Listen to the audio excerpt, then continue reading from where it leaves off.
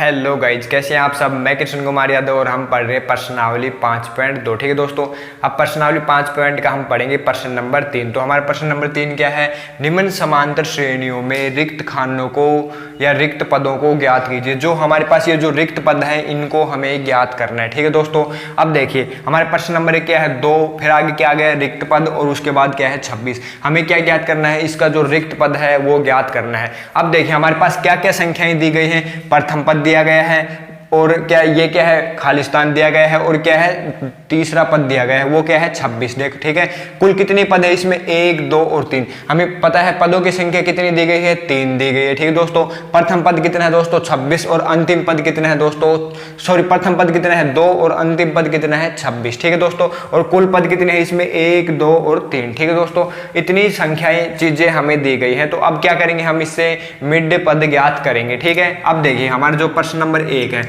उसमें क्या दिया गया है, ए हमें दिया गया है, क्या दिया गया है दोस्तों 2। ठीक है, ए कितना दिया गया है 2 और पदों की संख्या कितनी दी गई है दोस्तों 1, 2 और 3। तो हम n बराबर कितनी लिख देंगे 3। ठीक है दोस्तों, आगे क्या दिया गया है ए एन की वैल्यू की दी गई है। ए एन क्या होता है अंतिम पद। अंतिम पद कौन सा है 1, 2 और 3 यानी कि तीसरा पद। तो A3 बराबर कितना दिया गया है हमें 26। ठीक है दोस्तों, और D हमें दिया नहीं गया तो हम यहाँ पर लिख देंगे D हमें ज्ञात करना है। ठीक है दोस्तों, D क्या करना है ज्ञात करना है और A2 भी ज्ञात करना है। हमें क्या ज्ञात करना है A2 भी ज्ञात करना है। ठीक है दोस्तों, अब देखो ये क्या है हमारा A1 है, ये क्या होगा A2 होगा और ये क्या है दोस्तों A3 होगा। ठीक है, कुल 3 पदों की हमारी एक समांतर श्रेणी है।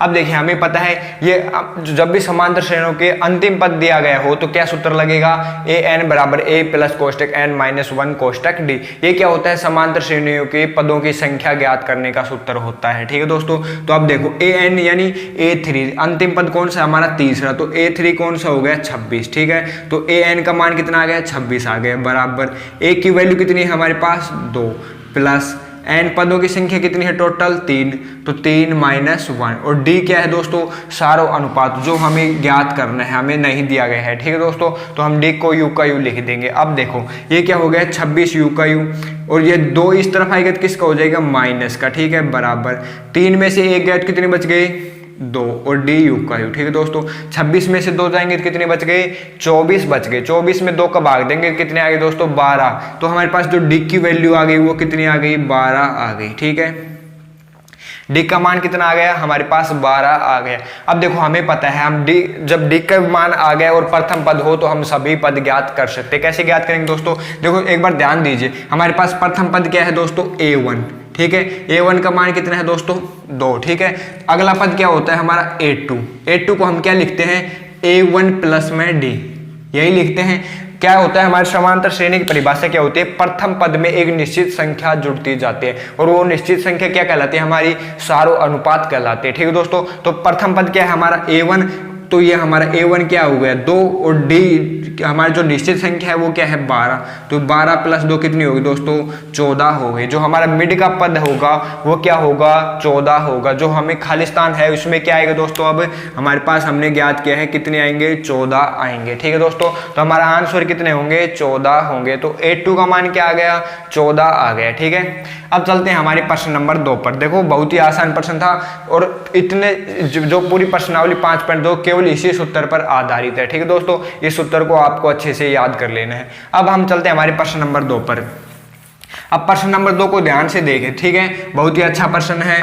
देखो पहले ही हमें खालिस्तान दे दिया गया है, तो क्या दे दिया गया है खालिस्तान। अब इसमें बताइए पदों की संख्या कितनी है दोस्तों 1, 2, 3 और 4। ठीक है, तो हम यहाँ पर लिख देंगे n बराबर कितनी है दोस्तों 4। ठीक है, an यानी अंतिम पद A4 कितना दिया गया है हमें A4 दिया गया है 3। ठीक है, और क्या दिया गया है दोस्तों A2 क्या दिया गया है हमें A2 दिया गया है 13। ठीक है, और कुछ भी दिया गया है नहीं दिया गया है। और हमें D ज्ञात करना है इसका, और क्या ज्ञात करना है दोस्तों A1 ज्ञात करना है हमें और A3 ज्ञात करना है। ठीक है दोस्तों, ये हमें ज्ञात करने हैं। ठीक है, समझ में आ गया। देखो सबसे पहला काम क्या होगा हमारा कि इसमें जो भी दिया गया है, देखो क्या दिया गया है सबसे पहले देखो पदों की संख्या 1 2 3 और 4, कितने पद है टोटल? 4 पद। कितने पदों की समांतर श्रेणी? हमारी 4 पदों की, तो हमने n बराबर की लिख दिया 4 पदों की, ठीक है। अंतिम पद कौन सा है?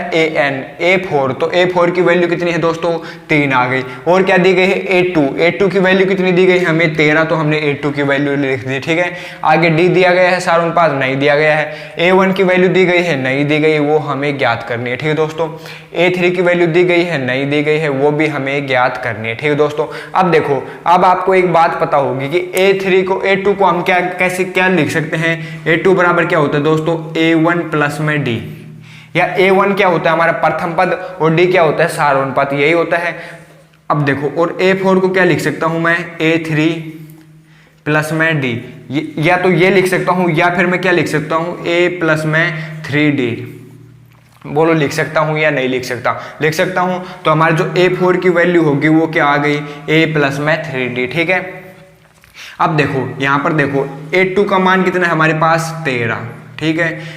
और a1 कितना है पता नहीं, तो हम u का ही लिख देंगे a1 प्लस में d की वैल्यू कितनी है ज्ञात नहीं कर सकते, पता नहीं, तो हम u का u लिख देंगे, ठीक है दोस्तों। तो हमारे पास क्या समीकरण आ गई?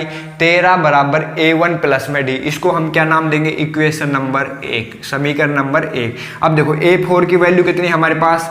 a4 की वैल्यू कितनी है दोस्तों? a4 की वैल्यू दी गई है 3, ठीक है। तो ये हो गई 3 बराबर a की वैल्यू कितनी है? a1 प्लस में 3d, ठीक है।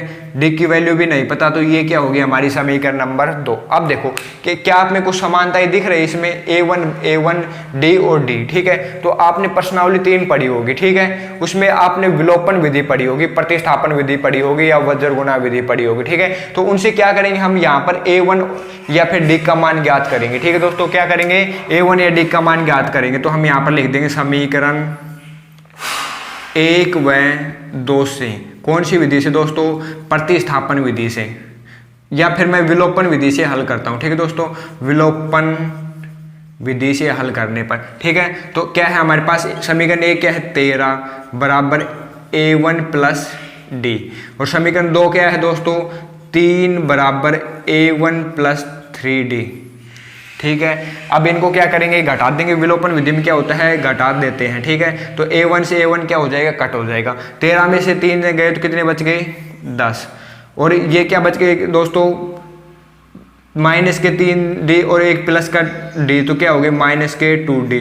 तो हमारे पास d की वैल्यू कितनी आ गई? माइनस के 5। कितनी आ गई दोस्तों? माइनस के 5, ठीक है। जो ये d है इसकी वैल्यू कितनी आ गई दोस्तों हमारे पास? माइनस के 5। अब देखो, हमारे पास क्या है? दूसरा पद दिया गया है और d आ गया, तो हम सारे पद ज्ञात कर सकते हैं, ठीक है दोस्तों। कैसे ज्ञात करेंगे? देखो, हमें पता है a2 बराबर क्या होता है दोस्तों? a1 प्लस में d, ठीक है। क्या होता है? देखो, ये सूत्र देखिए, हमारा a2 बराबर क्या होता है?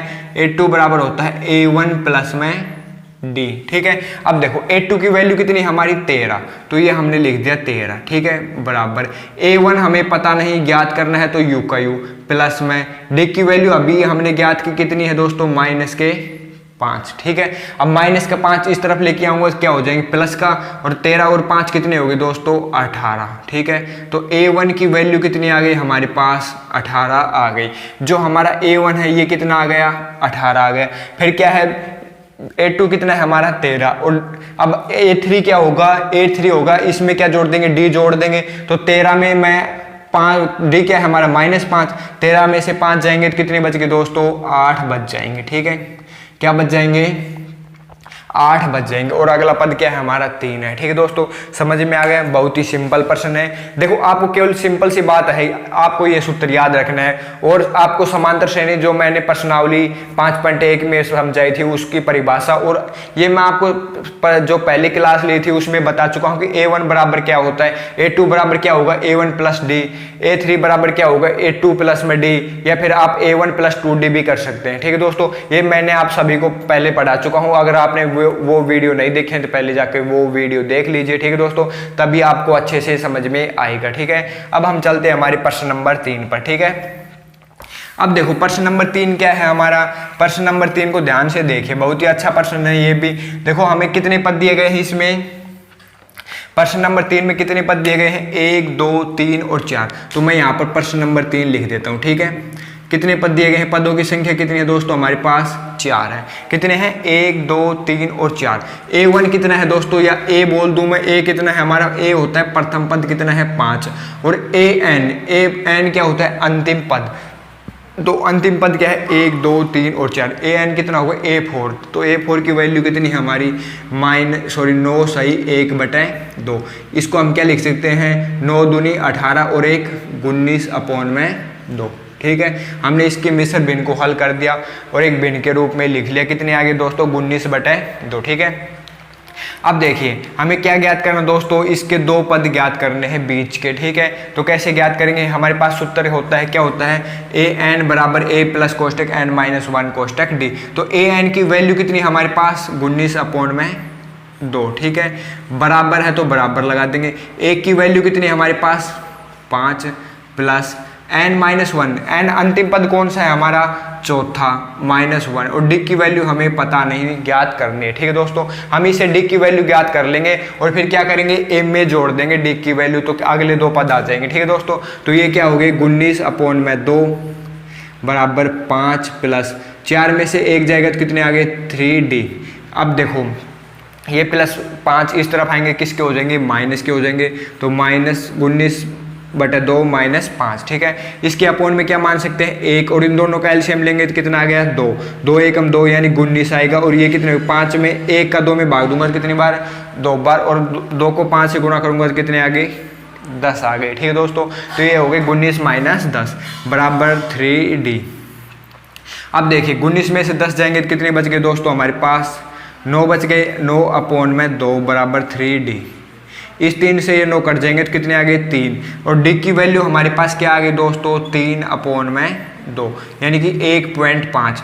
D की वैल्यू कितनी आ गई, 1.5 या 3/2। अब देखो हमारे प्रथम पद क्या है दोस्तों, 5। 5 में जब मैं 1.2 जोड़ूंगा, इसको हम क्या लिख सकते हैं, 1.5। ठीक है, जब मैं 5 में क्या जोड़ूंगा, 1.5 जोड़ूंगा तो कितने हो गए, 6.5। ठीक है, और 6.5 में जब मैं 1.5 जोड़ूंगा तो कितने हो गए, 8। और अगला क्या आ गया है दोस्तों हमारा, 9.5 या 9 सही 1/2 भी लिख सकते हैं। ठीक है, अब समझ में आ गया। इसके दोनों पद हमारे ज्ञात कर दिए, बहुत ही अच्छा प्रश्न था। अब चलते हैं हमारे प्रश्न नंबर 4 पर। ठीक है, तो प्रश्न नंबर 4 देखिए, प्रश्न नंबर 4 में कितने पद है हमारे पास, 1 2 3 4 5 और 6। कितने पद हैं दोस्तों, टोटल 6 पद हैं हमारी। कितने पदों की समांतर श्रेणी है, 6 पदों की समांतर श्रेणी, जिसका प्रथम पद क्या है दोस्तों हमारे पास, A1 क्या है हमारे पास, -4। ठीक है, पदों की संख्या कितनी हो गई, 1 2 3 4 5 और 6। ठीक है, तो पदों की संख्या यानी हमारी n क्या हो गई, 6 हो गई। और अंतिम पद यानी कि A6 बराबर कितना है दोस्तों, 6 ही है। A6 का मान भी कितना है दोस्तों, 6 ही है। अब हमें क्या ज्ञात करना है, इसका D ज्ञात करना है और बीच के सारे पद ज्ञात करने हैं। ठीक है दोस्तों, अब देखो हमें पता है अंतिम पद ज्ञात करने का सूत्र क्या होता है, A6 बराबर कितना है हमारे पास, 6 बराबर A की वैल्यू कितनी है, -4 प्लस n क्या है पदों की संख्या, 6 - 1 कोष्टक D। ठीक है, अब देखो -4 इस तरफ आएगा तो किसका हो जाएगा, प्लस का। और 6 + 4 कितने हो गए, 10 हो गए बराबर 6 में से 1 गया तो कितने हो गए, 5। और ये D की वैल्यू कितनी आ गई दोस्तों, 2 आ गई। ठीक है, 10 का 5 में भाग दूंगा तो कितनी बार जाएगा, 2 बार जाएगा। तो D की वैल्यू कितनी आ गई, 2 आ गई।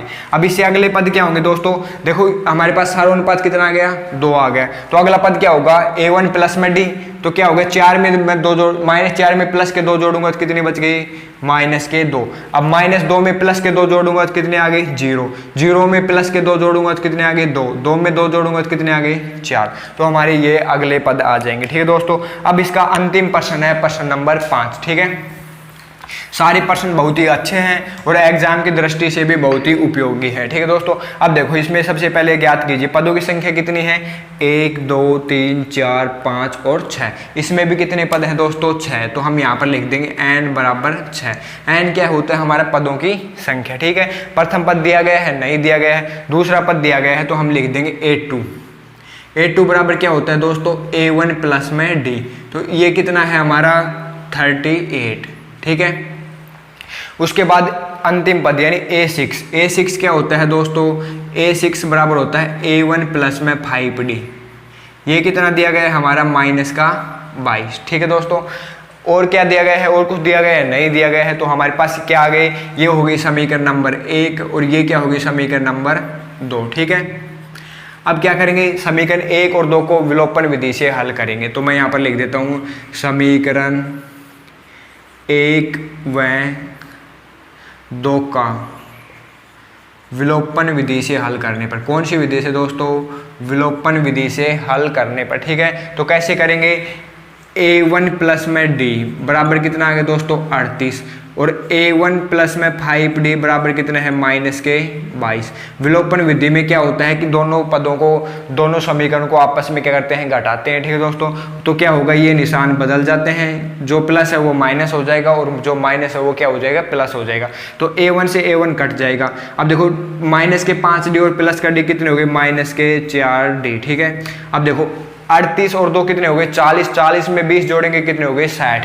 ठीक है, 38 और 22 कितने हो गए 60 हो गई, और वो भी किसके, प्लस के। अब डी की वैल्यू कितनी आ गई दोस्तों, 4d बराबर कितने हो गए माइनस के 60। ये माइनस इस तरफ चला जाएगा और d बराबर कितना आ गया, माइनस के 60 में 4 का भाग देंगे कितने आ गए 15।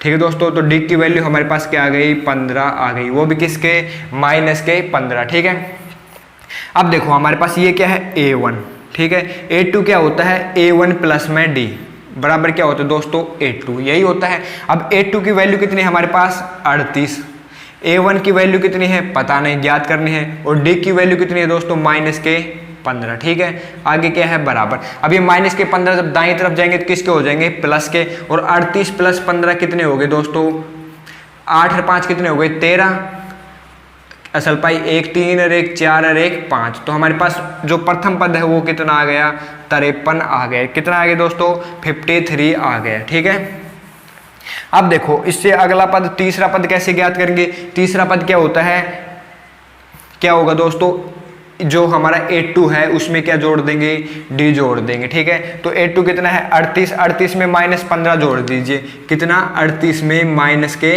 15। ठीक है, तो 8 में से 5 गए तो कितने बच गए 3। ठीक है, और 3 में से 1 गए तो कितने बच गए 2। तो हमारा जो ये पद आएगा पर तीसरा पद वो कितना होगा 23। अब 23 में से फिर क्या करना है, हमें माइनस के 15 फिर जोड़ने हैं अगले पद ज्ञात करने के लिए। तो 23 में -15 जोड़ेंगे तो कितने आ गए दोस्तों, या फिर मैं कहूँ कि 23 में से 15 घटाएंगे तो कितने आ गए 8 आ गए। कितने आ गए दोस्तों 8 आ गए। अब देखो हमारे पास क्या आ गए 8 आ गए। इससे अगला पद कैसे ज्ञात करूंगा, इसमें क्या जोड़ने हैं माइनस के 15, या फिर मैं कहूँ 15 में से क्या घटा देंगे 8 घटा देंगे। ठीक है, क्या घटा देंगे 8 घटा देंगे। तो क्या कितने आ जाएंगे दोस्तों 5 और 2 7। तो हमारे पास क्या आ गया 7 आ गया। ठीक है, तो क्या क्या वैल्यू आई, और ये किसके साथ आएंगे माइनस के साथ आएंगे। ठीक है, तो हमारे पास क्या क्या मान आए, एक मान आया 53, दूसरा आया 23 और ये 8 और माइनस के 7। ठीक है दोस्तों, बहुत ही अच्छे प्रश्न थे। आशा करता हूं कि आपको वीडियो पसंद आई होगी। ठीक है दोस्तों, अगर वीडियो पसंद आई हो तो लाइक जरूर कर देना।